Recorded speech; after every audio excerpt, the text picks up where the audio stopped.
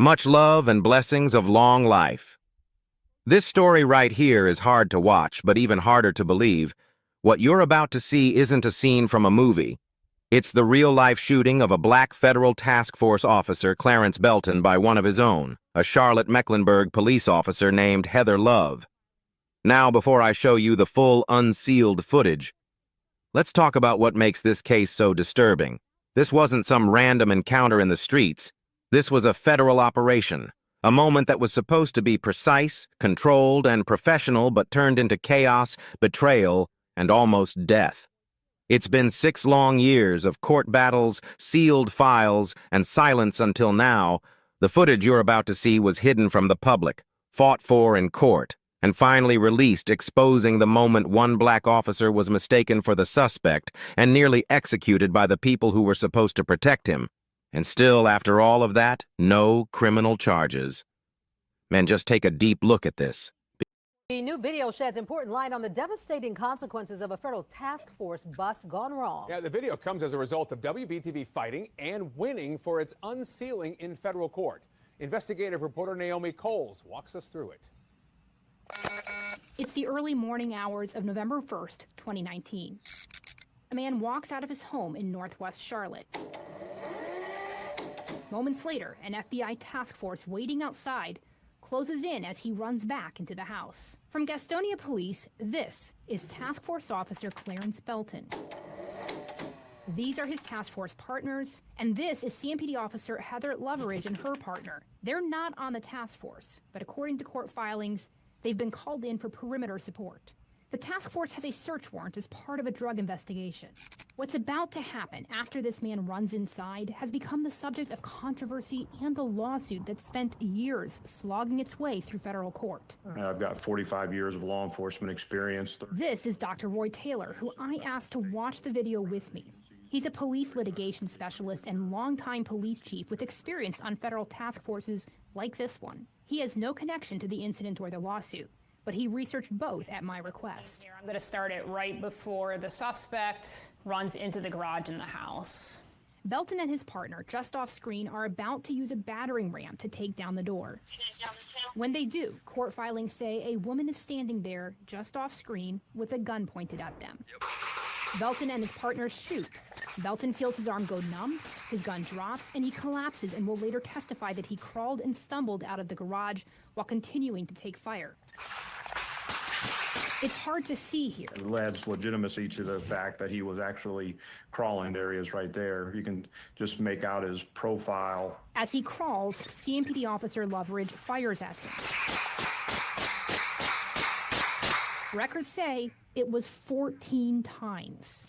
Loveridge would testify in court. She had heard the shots fired in the doorway, saw no officers left in the garage, and thought Belton was the suspect. Belton was the only black officer on the task force, and the suspect, Loveridge had been told, was also black. If a person is crawling toward you without a visible gun, is that something you can shoot at? Absolutely not. Irrelevant that it's a police officer. It wouldn't matter if it was the suspect or the woman that pulled the gun or an innocent person in the house. There's no justification for firing that weapon.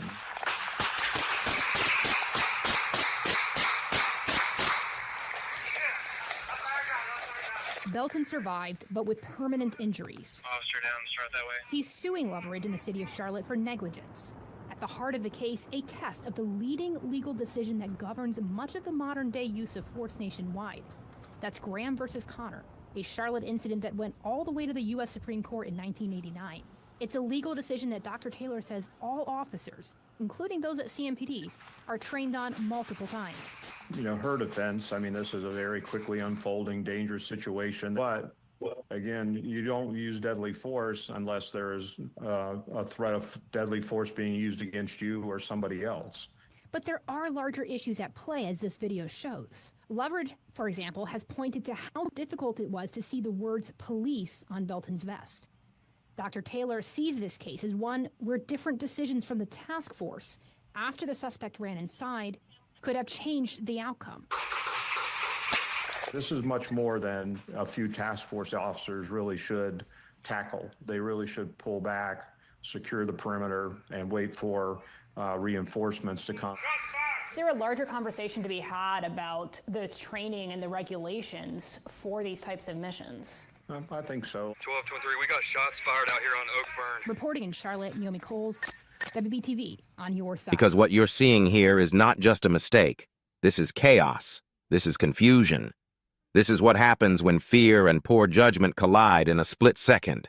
This video right here shows the kind of nightmare that black officers themselves are not even safe from. You see that man crawling? That's Clarence Belton fighting to survive, trying to pull himself out of a storm that he didn't create. And the woman who's supposed to be providing perimeter support, the one who should have been outside holding the line, ends up unleashing a hail of bullets inside a federal operation. She wasn't even cleared to enter. You can see how everything unfolds. They hit the door. The suspect runs inside, panic takes over, and then the shots start flying. And look closely, because you can see him crawling. He's wounded already. The man's gun is gone. He's no threat, no weapon, no aggression, just pain and survival. But she keeps firing over and over, 14 times, hitting him 10, while her white partner runs right past without a single shot fired at him. Ask yourself, how can you mistake your own partner for the suspect when you're standing right there? When you can see his vest, his gear, his movements, she said. She saw a black male crawling toward her, and she just opened fire. But that's not training. That's terror. That's bias. That's a reflex that comes from seeing color first and humanity second. And the department wants to say, it was hard to see the word police on his vest. Come on, you're in a task force. Every man there is wearing the same thing. Every man there is briefed on who's inside and who's outside. Yet she still unloaded on him while he crawled, bleeding out on the concrete, and then the cover-up starts. They call it confusion, they call it misidentification, but let's be real. This officer wasn't confused. She was careless, and they've been trying to protect her from day one. They tried to hide this footage, seal it in court, and let the story fade away. But the truth is here, and it's brutal. It's not an accident when you shoot someone 10 times who's already down. That's intent. That's indifference. And the fact that she walked away with no criminal charges shows you how deep the protection runs.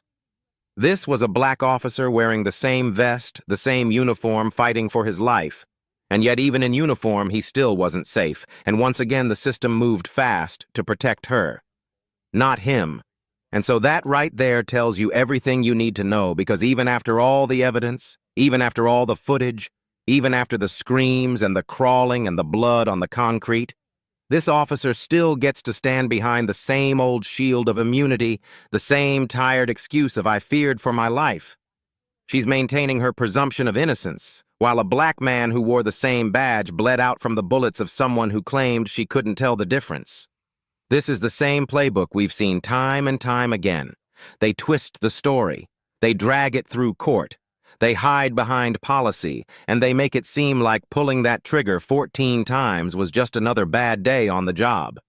And it's sickening, because if the roles were reversed, if Belton had shot her, there would be no lawsuit. There would be no waiting, no talking about qualified immunity. He would have been in chains before the ambulance even arrived. But because she's a white officer, the system bends the rules to protect her, while a black officer gets his career destroyed, his body shattered, and his name buried under paperwork. They called it confusion. They called it a mistake. But what kind of mistake lasts 6 years in court? What kind of mistake takes 14 shots? What kind of mistake makes a man crawl for his life while his own teammates watch and say nothing? This case shows you the truth about how deep the double standard runs, because they didn't just shoot Belton. They silenced him. They made sure his pain stayed sealed behind federal walls until the truth forced its way out. And now the world gets to see what really happened that night. This wasn't friendly fire. This was reckless fire. This was what happens when training fails, when bias takes control, when accountability disappears behind a badge. They want to tell us it was hard to see his vest, that it was dark, that she couldn't recognize him. But you can't mistake your own. You can't shoot a man crawling on the ground and call it confusion. And yet here we are 6 years later, still hearing her name cleared and his name forgotten. But now you have them. Now you can see it with your own eyes, how this thing really went down. Shout out to my brother Clarence Belton for staying strong, for refusing to be silenced, for standing tall, even when the system tried to bury his truth. This man was left crawling for his life, hit 10 times by someone who was supposed to have his back, and yet he still found the strength to fight for justice. That's courage, that's faith, that's power. And it's stories like this that show us how deep the injustice runs, because even when the uniform is the same, the color still decides who gets protection and who gets punished.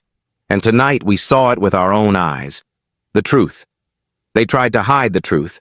They sealed away for 6 years. Today, we learned a CMPD officer was cited for termination nearly a year after a shooting that hurt another officer. This happened while an FBI task force was serving a warrant in Charlotte last November.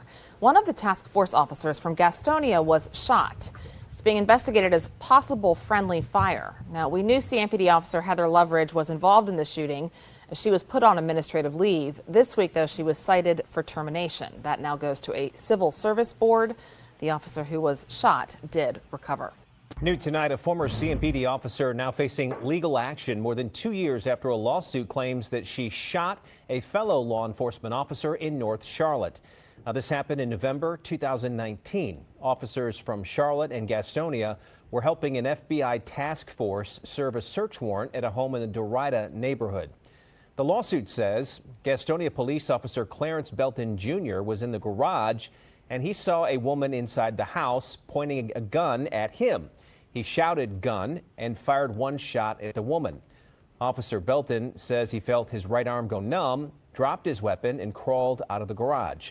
Now, the lawsuit claims former CMPD officer Heather Loveridge was in the driveway at the time and fired her gun at Officer Belton 14 times, hitting him several times in both arms. Well, now Belton is suing Loveridge in the city of Charlotte, asking for damages and a jury trial. In 2020, CMPD cited Loveridge for termination in response to the shooting. We reached out to Charlotte police and the city for a response. The city told us they have no comment. We haven't heard back from CMPD. It's now out in the open. And no matter how they spin it, the footage doesn't lie. So to everyone watching right now, stay woke, stay alert.